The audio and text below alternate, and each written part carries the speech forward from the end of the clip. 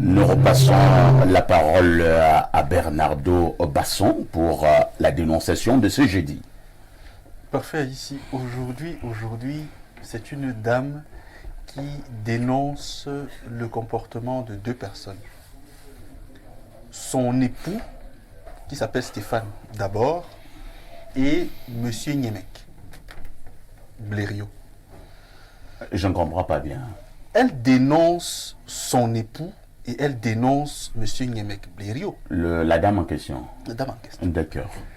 Elle est mariée avec Monsieur Stéphane, je cache le nom de famille, vous aurez compris pourquoi, depuis 10 ans. Ils ont 4 enfants. Monsieur Stéphane, depuis 1 an, est très attaché à Espace Minier et est particulièrement fan de Monsieur Niemek. Ils vivent à Douala.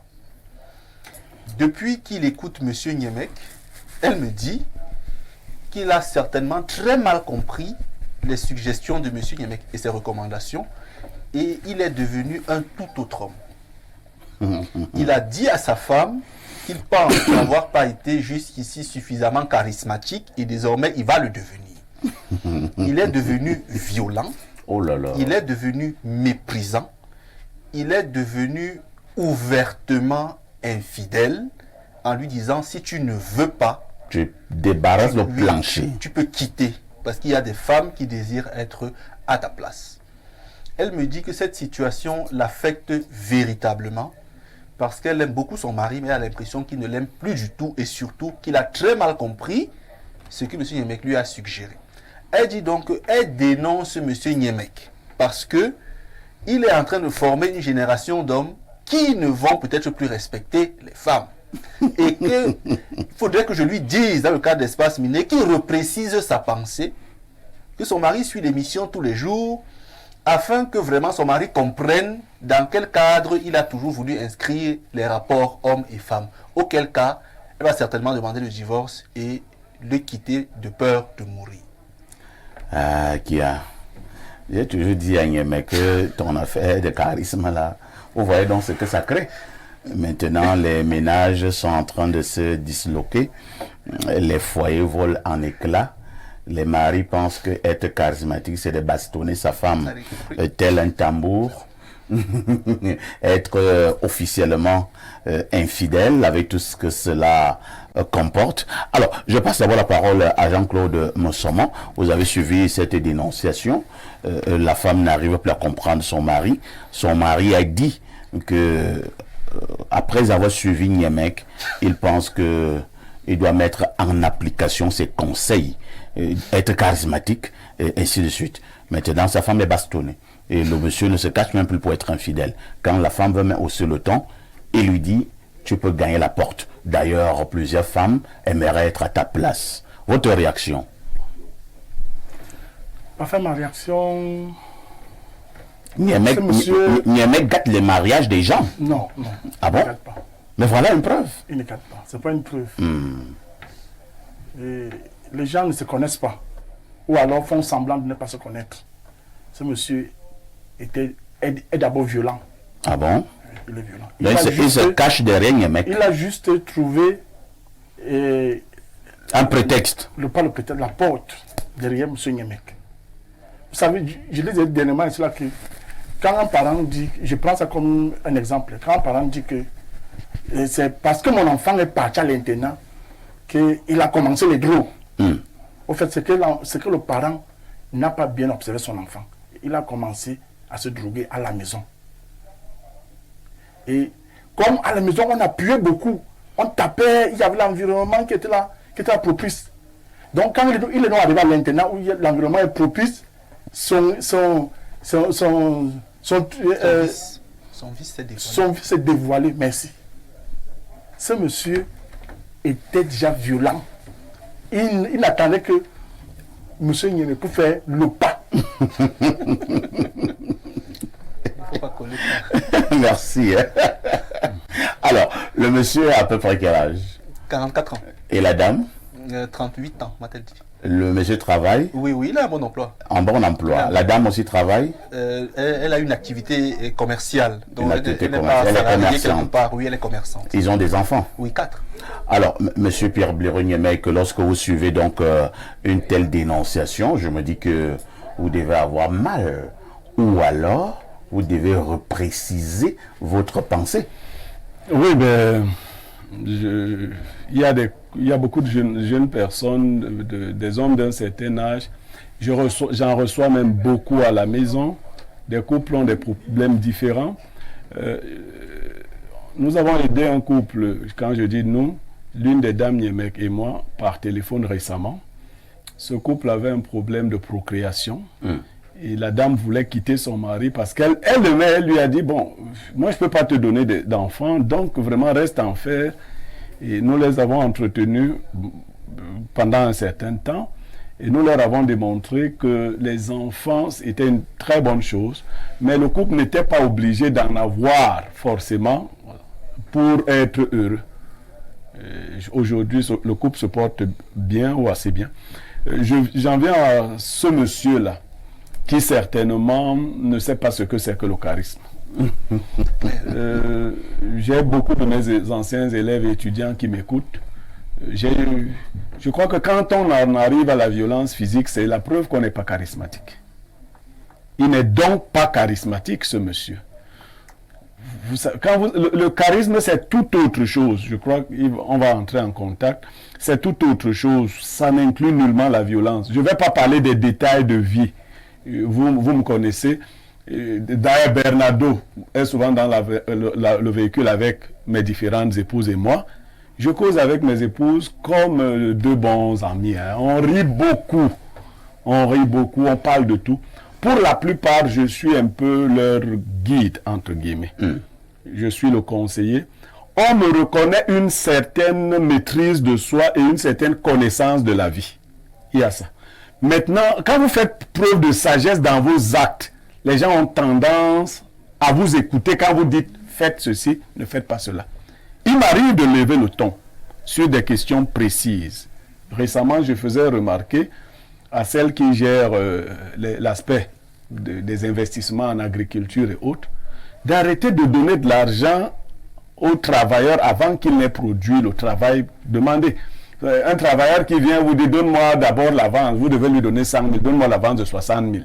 Il dit « c'est pas sérieux ». Alors qu'ils n'ont encore rien. Je dis, mais tu vois que tu as donné à tel, ils peuvent partir. Non, ils n'ont pas travaillé. Donc, la prochaine fois que tu le fais, je vais te faire assumer cela. Je vais donc lui parler de quelques actes de charisme, comment je punis. Je ne sais pas s'il le fait. Moi, au-delà de la ration et autres, je donne entre guillemets, pas une sorte d'argent de poche, mais je donne un salaire. Souvent. Moi, je dis que tu as droit à un salaire à la fin du mois. Même mes enfants, certains ont droit au salaire. Je viens de retirer à l'un tout son salaire. Tu le connais, hein? Je lui ai retiré tout son salaire depuis 5 mois. Il souffre. Donc, je te donne ton salaire. Quand tu commets des bêtises, je retire dans ton salaire. Donc, il y a des choses. Maintenant, la violence physique, c'est la preuve qu'on n'a pas la maîtrise de la situation. Dans un débat, celui qui s'emporte le premier, c'est celui qui n'arrive pas à convaincre ou à maîtriser le débat. Donc il faut déjà exclure cela. De plus, la polygamie n'a rien à voir avec les infidélités et le manque de respect. Non. Chacune d'entre elles sait que je ne peux pas débarquer avec une femme sous ses yeux. Même ta coépouse ne peut pas venir dans ton domicile, c'est-à-dire sans que tu n'en... Il y a des hommes qui croient que quand leurs femmes ont voyagé, ils peuvent faire venir des femmes, ainsi de suite. Non, on ne fait pas ce genre de choses. La polygamie demande que vous précisiez à la femme, quand vous allez la draguer, que je suis polygame. Tu viens dans un mariage de polygamie. Est-ce que tu es d'accord? On fixe les bases dès le départ. Quand je ne suis pas ici, je suis à tel endroit.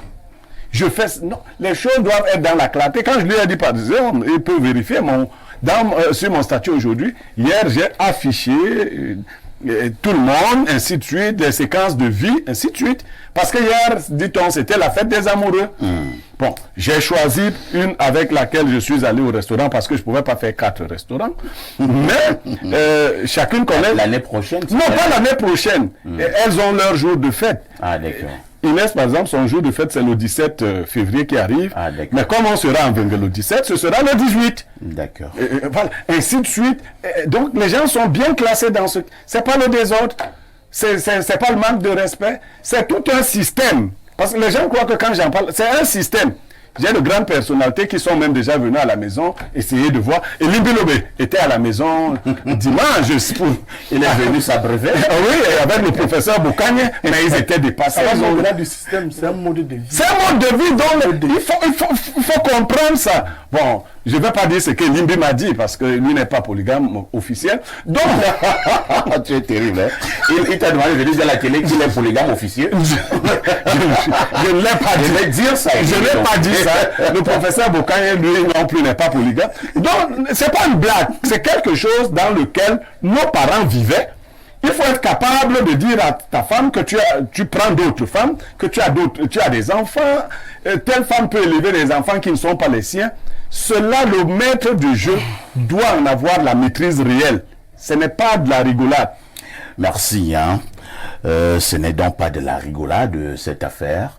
Bernardo Basson, la dame a besoin de conseils. Vous avez dit que le monsieur est également fidèle téléspectateur de ce programme.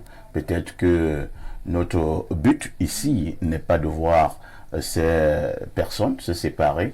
Qu'est-ce que vous dites à l'homme? Et maintenant, qu'est-ce que vous allez également dire à la femme pour qu'ils resserrent leurs liens amoureux, affectifs?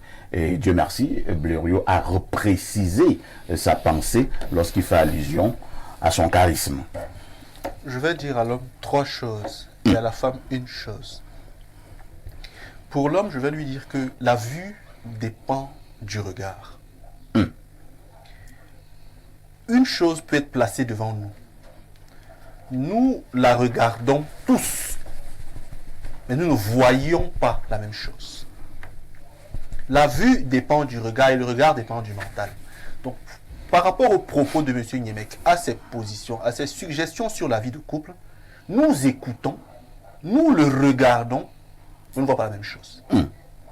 Et lui, il a certainement une vue ou une vision décalée des suggestions fondamentales de M. Niemek qui appelle plutôt les hommes à assumer, à s'assumer.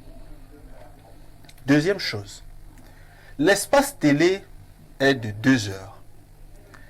Pour connaître véritablement quelqu'un, 2 heures ne suffisent pas. Vous avez juste une idée de la personne.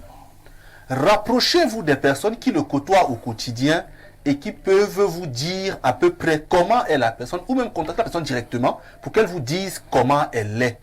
Monsieur Niemek, je le côtoie ici un peu moins que vous, parfait ici, mais beaucoup plus que tous ceux qui ne le regardent qu'à la télé. Monsieur Niemek n'est pas violent, par exemple. Je dis absolument pas. Il peut lui arriver, comme un papa, de cogner l'enfant ou de taper les fesses de l'enfant pour dire redresse-toi carrément. Mais vis-à-vis de ces femmes, il n'est absolument pas violent.